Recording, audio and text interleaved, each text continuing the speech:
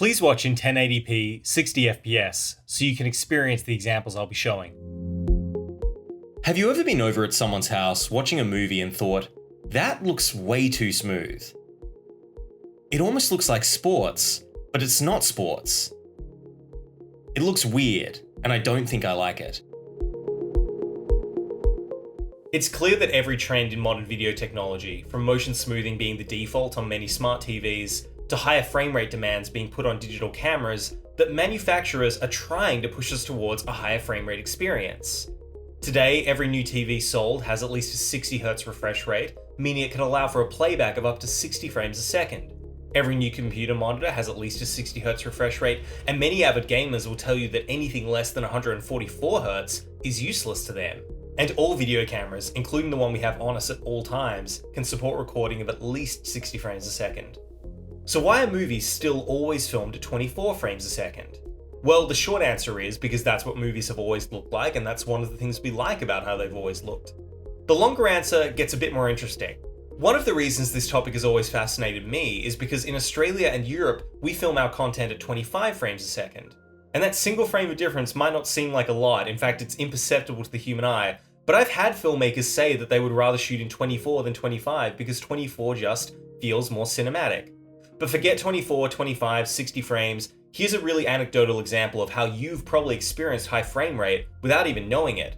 If you've ever walked through a TV demonstration area, you'll see that they're always playing nature documentaries or sports with silky smooth action and almost no motion blur to be seen.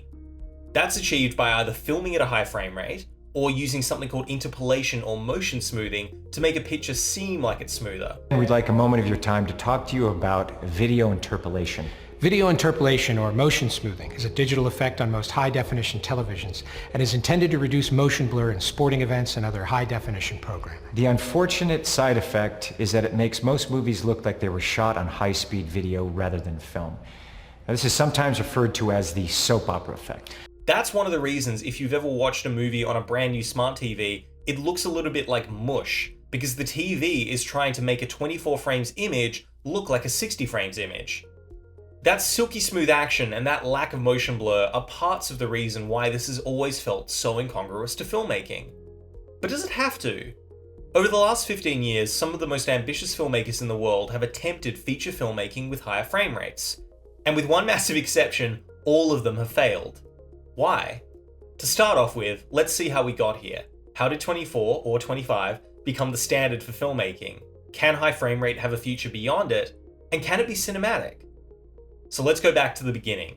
The very beginning. Welcome to the early 1900s. An industry known as filmmaking is swiftly turning from experiment to art form. Australia has made the world's first ever motion picture feature film with the story of the Kelly Gang in 1906. Alice Guy Blaché has become the first ever female director and will make the first film with an all-black cast in 1912, A Fool and His Money. A year earlier, D.W. Griffith and his cinematographer G.W. Bitzer create the first ever close-up in The Lonedale Operator, in this scene where a woman uses a gun to scare two thieves, only to reveal she was actually holding a wrench. All cameras, for all projects at this time, were hand-cranked by the operator. For the effect of motion pictures to work on our eyes, a frame rate of at least 14 frames is needed. But because film was expensive, it was frowned upon for you to crank too fast, so a typical speed was between 14 to 16 frames. This is how fast you had to crank these cameras. Now it's important to know that these weren't long films. Kelly Gang upon its release was 60 minutes, which made it the longest film in the world at that point. A Fool and His Money is only 10 minutes, and The Lonedale Operator is just under 17 minutes.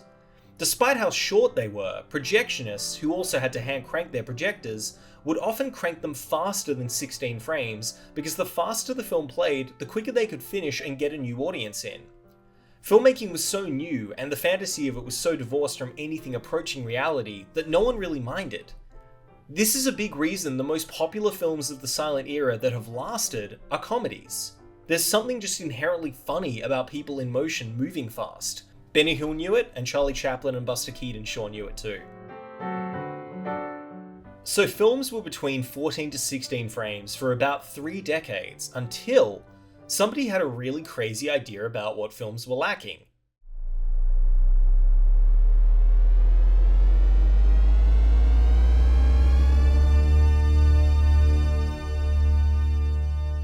1925, four brothers have started a movie company together, and it's not exactly going well. They've lost around $300,000 after getting a huge loan from Goldman Sachs. One of the brothers, Sam, manages to convince the oldest brother, Harry, that they should put sound into movies. And out of desperation, they sign a contract with Western Electric and invent what is called Vitaphone. Now, getting sound into movies is not as easy as you'd think. Up to this point, you'd have maybe a record player hooked up to some speakers, or maybe an organ player at the front of the theatre, and if you were lucky, whatever this guy's playing. Hit it, Joe!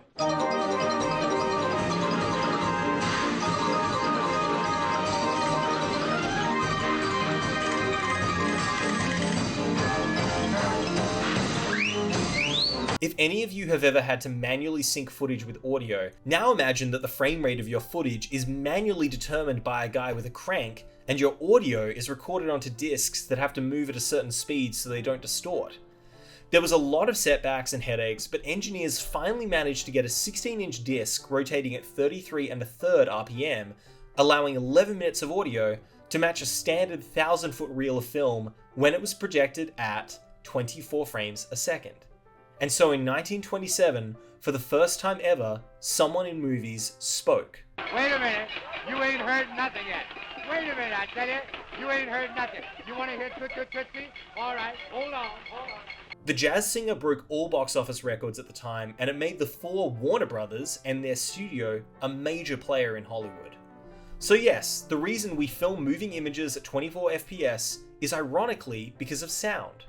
Hilariously, if the Warner Brothers hadn't been the first, we could easily have been working with 21.33 FPS or 22.66 FPS. And even as new and better systems were invented, sound systems just stuck with the now established 24 FPS. And everything was universal until the first genuine threat to cinema emerged. Do you have a television? Well, yeah, we have two of them. Wow, you must be rich. Oh, honey, he's teasing you. Nobody has two television sets. Because the first televisions ran on cathode ray tubes, the displays needed to match with the alternating current frequencies of the power source. The problem is that in the US that frequency is 60 Hz, and in Europe and Australia it is 50 Hz. So now 24 frames is basically not practical. American TV gets 24 to 30 frames using interlacing, and Australian and European TV is 25 frames a second. Now, television also brought challenges for mixing broadcast frame rates. If you've watched television shows from the 70s, 80s, and 90s, you pretty much know the difference in your gut between the studio film scenes using broadcast video, often at a higher frame rate like you see here with Doctor Who, versus the scenes shot on film at external locations where the studio cameras wouldn't be usable. And of course, this is a cost-saving move. It's cheaper to take a film camera outside than a heavy broadcast setup, and it's cheaper to use broadcast video than it is to shoot and process the entire show on film. But since 2009, there's been an evaporation of film production and processing. It's now incredibly difficult if you live outside of the US to make feature films actually shot on film. Digital has truly taken over nearly all professional film productions, and the challenge seems to be who can create the most filmic imagery using digital technology.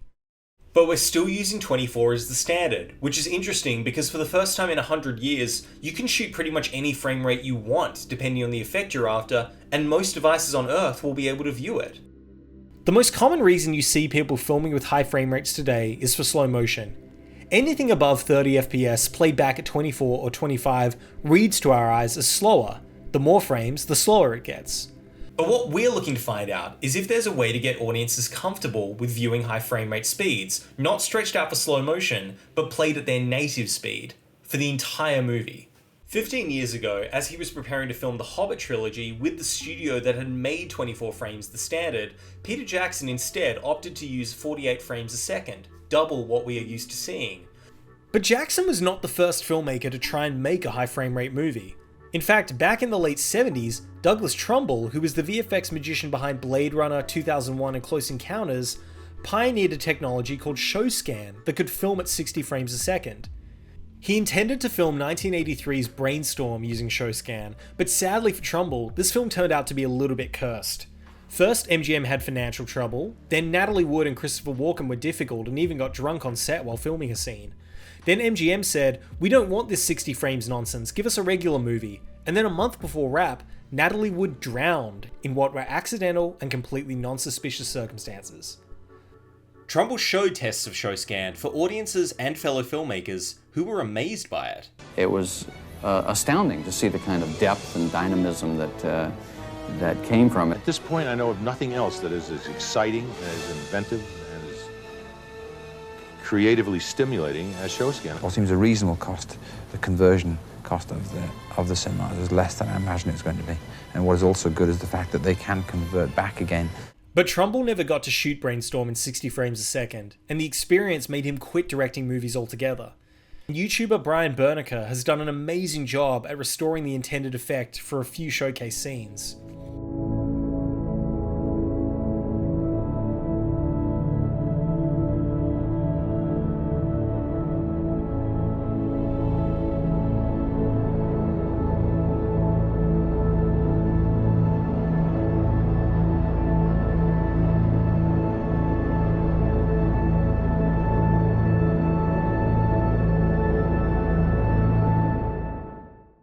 Peter Jackson then had his crack with The Hobbit and making audiences fall in love with 48 FPS, kicking off a trend of filmmakers using high frame rates in combination with 3D. We're shooting The Hobbit at a higher frame rate at 48 frames per second, which is twice the normal 24 frames.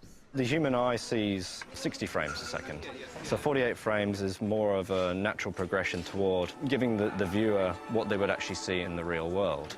The people who have seen scenes of The Hobbit at 48 frames a second often say that it's like the back of the cinema has had a hole cut out of it where the screen is, and you're actually looking into the real world.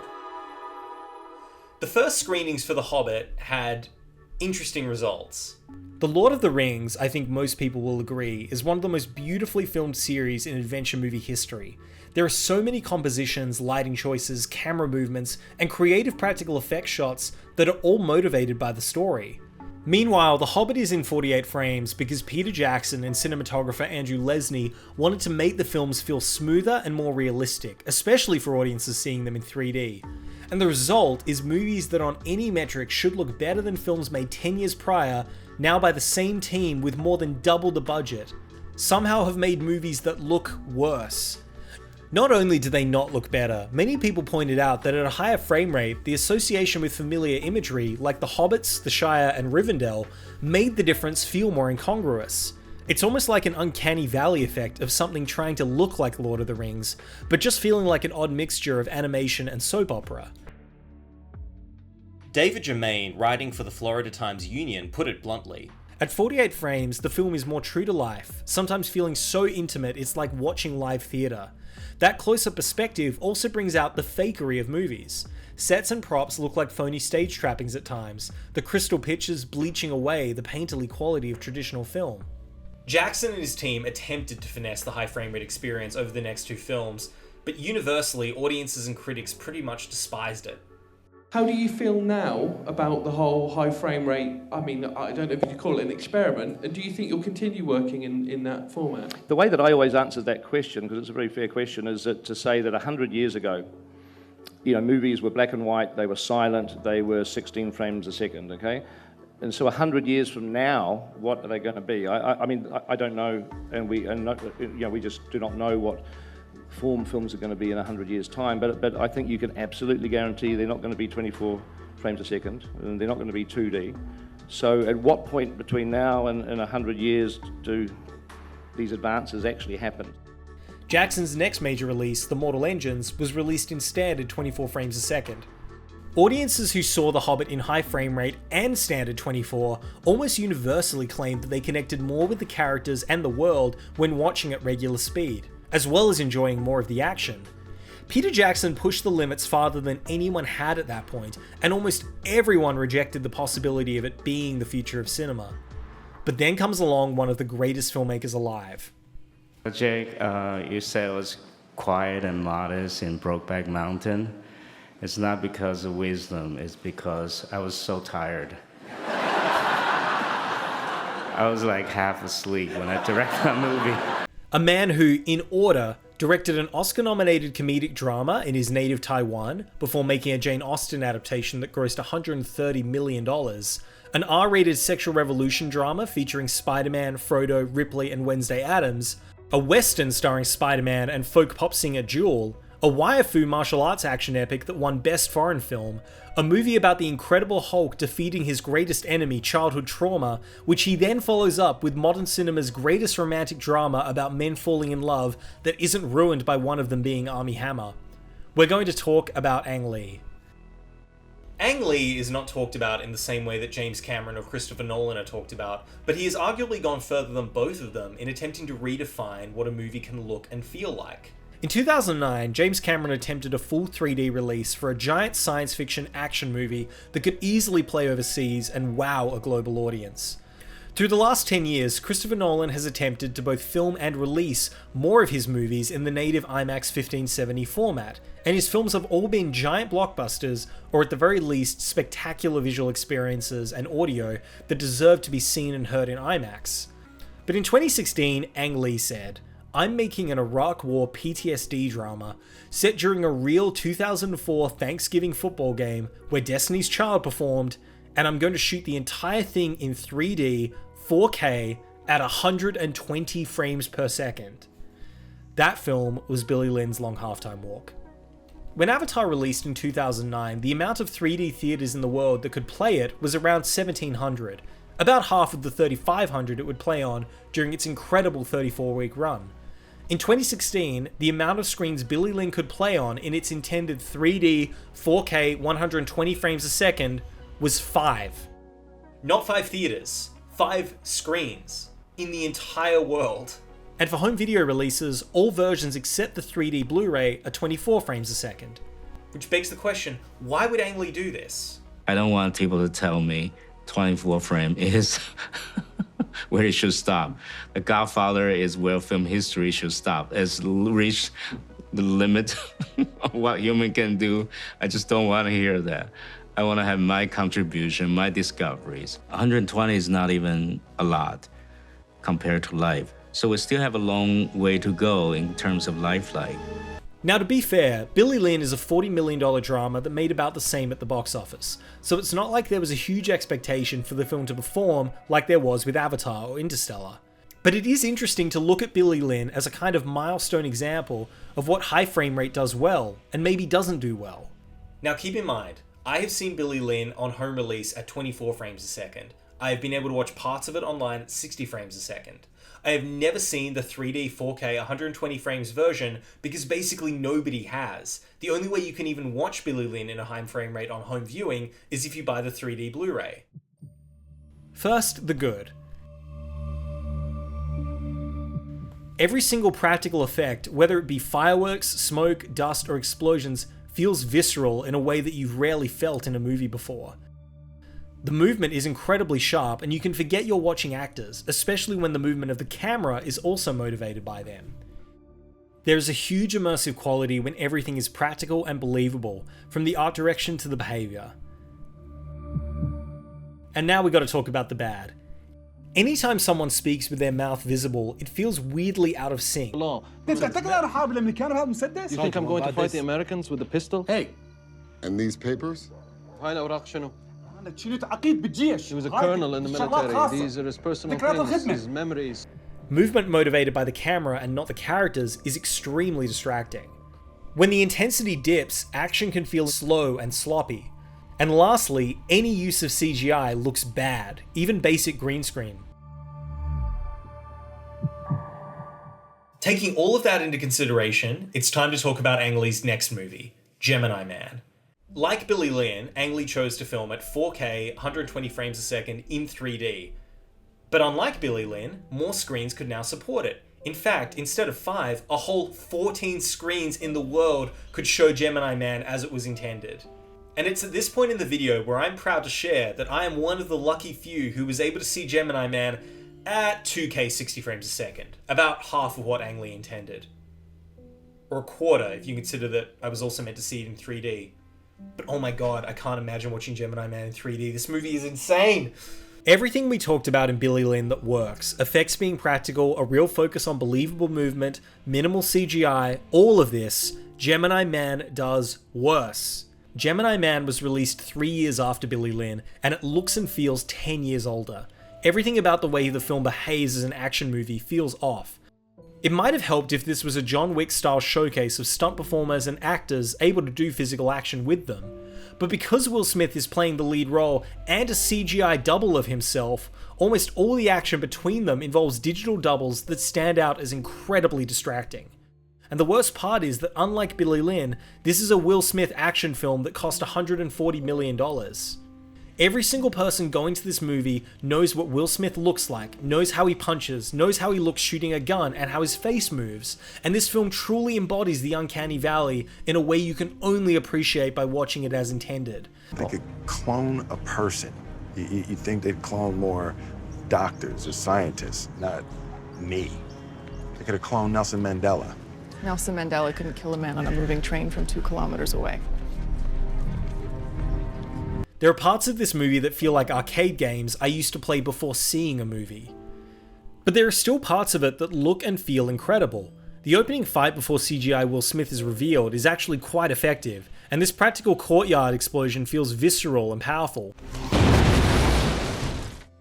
Some of the bike action is incredible until it descends into CGI soup. Gemini Man cost an absolute fortune and it flopped badly. Ang Lee has not made a movie in 5 years, and it'll be interesting to see if he continues making films at a higher frame rate, or if he goes back to standard 24 for his next film. But from Peter Jackson and Ang Lee's massive gambles on high frame rate, we can clearly see what the issues with the format are.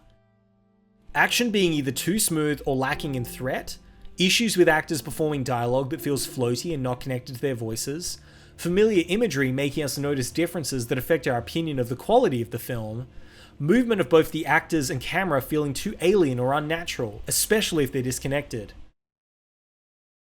But sadly, there's just not a more technically obsessive filmmaker who's willing to invest the time or effort into solving these issues. So I guess high frame rate is just going to... Wait. Is that? His name is James Cameron, the bravest pioneer. No budget too steep, no sea too deep. Who's that? It's him, James Cameron. In the lead up to Avatar 2, James Cameron made it clear that he was dead set on filming at a higher frame rate. Well, I think we're either going to go 48 or 60. 48 for 60 for Avatar, or are you just the standard? We haven't decided yet, and I want buy-in from other filmmakers, from the exhibition community, what the best answer is. You know, we did this big frame rate demonstration. We showed 48 and 60. They're both highly superior to 24. What I think is clear is we've got to get off 24. Whether we land on 48 or go all the way to 60, that's what we're in discussion with right now. But when Avatar 2 rolled out, a full 11 years after that interview, an interesting thing happened. If you're watching Avatar 2 at home, there is no high frame rate. The movie is entirely 24 frames a second. But if you went to see the movie in 3D, there are moments where the film changes into beautiful, crystal clear 48 frames a second. But here's where we get to one of the biggest issues of modern cinema. Amazing imaging technology is used, but there's no clear separation of those parts from other parts of the film. There are moments in Avatar where shot A will be 24 frames, shot B will be 48, and then shot C will be 24 again. This is because Cameron and his team found that having high frame rate in specific shots reduced the amount of people experiencing motion sickness while watching 3D. We tried to decide how to apply it, and the rule was, whenever they're underwater, it's 48 frames. Boom. Just don't even think about it. Some of the flying scenes, some of the broad vistas benefit from 48 frames. If it's just people sitting around talking or you know, walking and talking, whatever, relatively slowly evolving images, it's not necessary. In fact, it's actually sometimes even counterproductive because it looks a little too glassy smooth, right? It feels similar to how Christopher Nolan will intercut IMAX 1570 with Panavision 570 film, and how you see the screen going from a square to a letterbox right in the middle of a conversation you're trying to follow. Avatar is like this, except it's during the middle of a fist fight, or a train exploding, or a scene meant to remind you that you're watching an indigenous genocide. I'm not gonna lie, I found this extremely distracting the first time I saw the movie. The second time, I appreciated it a lot more. I do wish that beside the opening scene, we wouldn't have experienced high frame rate again until they dropped into the water for the first time. I honestly believe that for a whole generation of audience members who had never seen images like this, it would have felt like the transition to color in The Wizard of Oz. Now keep in mind, this is all only for the 3D versions of Avatar 2. The home release is all at 24 frames a second. The underwater scenes in Avatar 2 were breathtaking in high frame rate, and I did miss them when I watched The Way of Water at home. So why did Cameron do this? Why spend a huge amount of technical resources and budget to film at 48 frames, render everything at 48 frames, finish everything at 48, and then convert everything back to 24 when it comes to the home release? The one thing I will say pretty definitively, 48 frames doesn't benefit a 2D movie very much, if at all. It's really about making a better experience in 3D. Because people used to complain about 3D, oh, I don't like 3D, it gives me a headache. Well, why? Well, you drill down on it, this is why. It's that strobing. The 48 takes that out. I also think that after seeing Ang Lee and Peter Jackson get significant backlash for how the high frame rate affected both critics and audiences' enjoyment of the films, he may have thought of it as less of a selling point. However, there's an interesting opportunity that Cameron may be able to attempt. He has 3 more Avatar movies coming out. I think it's 5. He has 5 more Avatar movies coming out. If he wanted to, he could subtly increase the ratio of high frame rate footage across the 3D journey of those movies, which would probably be one of the only ways to get a mass audience on board with high frame rate as a concept. Regardless, I think Avatar: The Way of Water is the best experience of high frame rate that I've seen so far. But it's not perfect, and I think it's a bit of a shame that filmmakers are using high frame rate to support a 3D workflow instead of what I see as the more interesting appeal of it as its own format in 2 dimensions. I don't see it as a format. It's not a format like 70mm. It's a tool. It's an authoring tool. So, what can we learn from other mediums of storytelling in how they use this technology? Modern video games are expected to perform at a minimum of 60 frames a second, and most gamers push them much higher. There's an endless content stream of gamers flexing maximum specs, the highest refresh rate, and frame rates that honestly might be unnecessary. There is a clear advantage for gamers that play multiplayer to having the extra perceptual advantage of clearer motion and smoother action.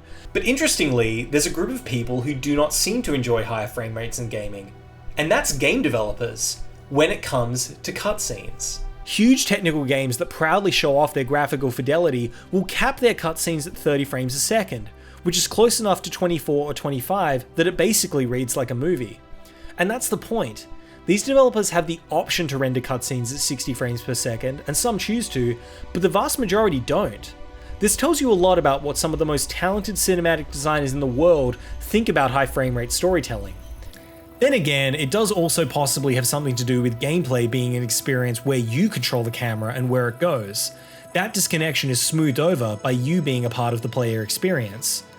Blur Studios, who have done high frame rate tests with Douglas Trumbull in the past, are also the studio behind many of the best video game cinematics and Love, Death, Robots. And it's fascinating that I have not seen a single episode of Love, Death, Robots or a video game cinematic they've done above 30 frames a second. But now to the polar opposite of the frame rate experience, sports. As we said at the start, the biggest proponent of high frame rates, both in television and camera manufacturing, as well as user experience and features, are sports. Most live broadcasts are able to support a maximum of 60 frames a second. In fact, this mix of high frame rate has created some interesting challenges for filmmakers when it comes to using sports footage in storytelling. A show that does use high frame rate mixed with 24 frames a second incredibly well is Drive to Survive. The show will often interchange between sports footage at high frame rate with dramatic dashcam footage at around 30 FPS, or professional cameras at 24 or 25, and it never once takes me out of the experience. Which leads to the most obvious use of high frame rate for filmmakers today. If you're like me and love to watch travel films on YouTube, you probably know the filmmakers Jacob and Katie Schwartz. About 6 years ago, I came across this video they filmed in Morocco. Is this not incredible? Does this not feel immersive? Do you not genuinely feel like you know more of the texture, vibrancy, and movement of this place than you may have at a standard frame rate? To me, this evokes the work of Ron Frick or the Koyaanisqatsi trilogy. The space that high frame rate is absolutely destined to become a tool for creative filmmakers to use on a massive scale are documentaries. Now, I think it's worth flagging that Jacob and Katie have avoided a few of the pitfalls that Jackson and Lee fell into. The biggest one being that we don't see people talking. We barely even see faces. The motion is always smooth and motivated by the people in the scene. Which brings us to a place where I absolutely feel high frame rate should be used. Why is Planet Earth Season 3 not in 60 frames a second? And more importantly, why isn't it streaming anywhere in Australia currently? Come on, BBC. The ability to see the world differently is what this technology was made for. Last year we saw viral videos of audiences reacting to Darren Aronofsky's 18K 60 frames per second documentary Postcard from Earth, as their cameras flew across the mountains and showed the audience the world in a way they'd never seen before. But at the end of the day, why is this important? Movies aren't going to get much bigger in terms of size or resolution than Christopher Nolan filming on IMAX. They aren't going to get more dimensional than James Cameron single-handedly carrying 3D with Avatar. They do, however, have the potential to become clearer and closer to the ways we actually see the world. But I don't think that's necessarily what we want when we see movies. Despite living in a time where we have better color correction, better lighting equipment, and better tools for viewing images than ever before, there's a reason filmmakers deliberately degrade their films in post to make them seem more textured. There's a reason cinematographers take older vintage lenses over more optically perfect modern lenses. I think fundamentally, we don't want films to feel real. We want to experience a story, a fantasy. Whether it's saving our best friend from the clutches of darkness or turning the tables on an abusive authority figure, there is a relationship we have with the way that movies feel that is sacred. Our souls have been filled up with memories that are shown to us at 24 frames a second. And when you cross beyond that, something wild happens. The screen starts to vanish from the movie, the fantasy evaporates. Ironically, things that we are used to seeing in the real world, human action, human faces, buildings, vehicles, anything that we feel grounded in everyday reality by, become really easy for us to spot in a high frame rate when it feels off.